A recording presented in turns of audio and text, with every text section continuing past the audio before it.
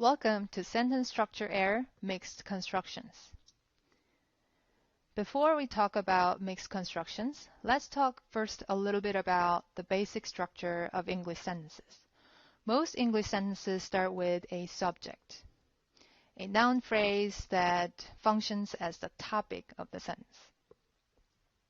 And it's followed by a predicate, which is a verb phrase that describes what happened to the subject, or an idea about the subject.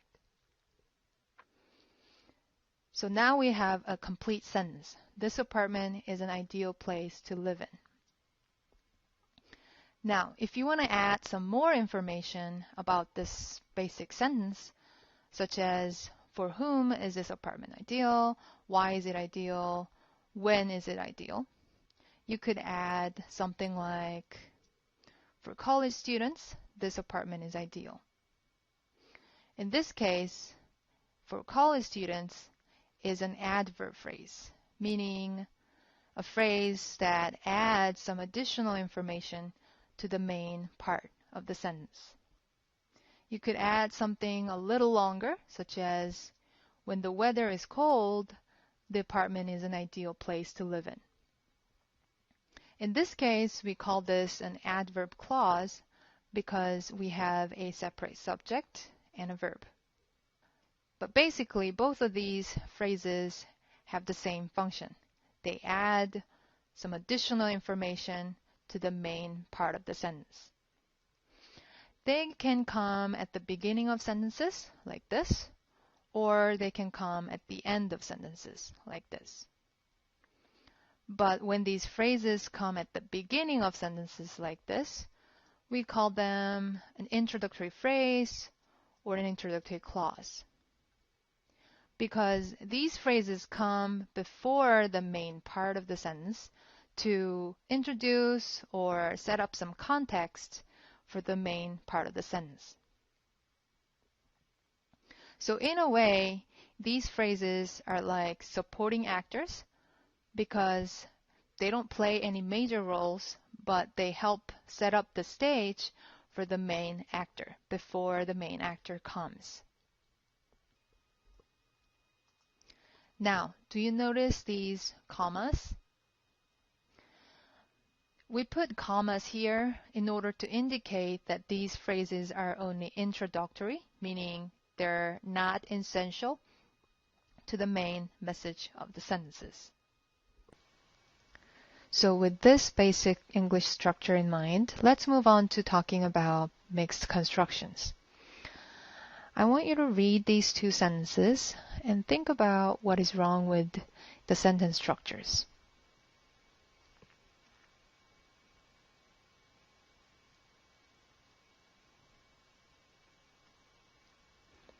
Okay, so do you see that the sentence structures here are a little bit strange? Can you also guess why these sentences are called mixed constructions? Kind of like the picture that I have in here. So a mixed construction is a sentence whose parts don't fit together properly. It happens when the writer starts the sentence with one grammatical plan or pattern and suddenly switches to another in the middle of the sentence without warning. So now let's go back to the example sentences and analyze what's going on. So both sentences started out with an introductory phrase or an introductory clause at the beginning. As I explained earlier, even though these phrases come at the beginning of sentences, they are not the subjects because they are not noun phrases. Remember, only noun phrases can be subjects.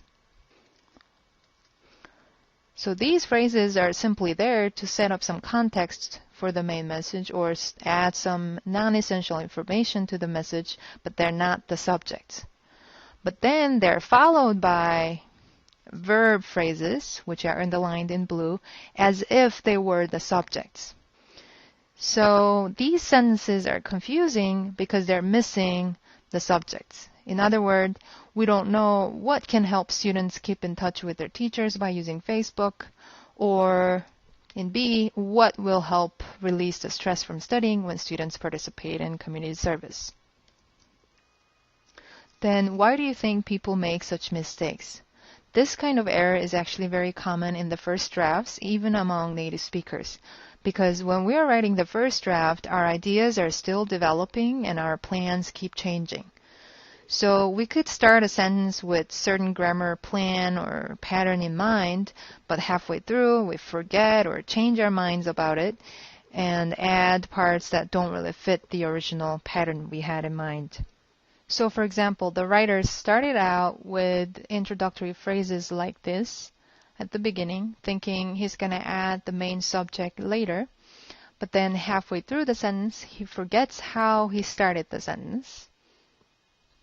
Okay, and only see these noun phrases and sort of assume that, oh, these were the subjects that I started with. And he just finished the sentence by adding verb phrases, sort of treating them as subjects. A possible scenario, right? Mixed construction errors are not just limited to sentences with introductory phrases.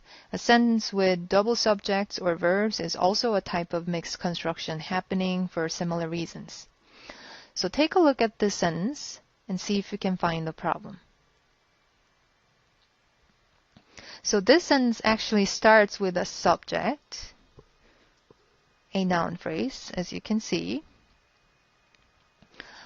But then halfway through, the writer forgets that he already had a subject, puts a comma, as if whatever he has so far is just an introductory phrase, and he adds another subject and continue on with it by adding the verb phrase.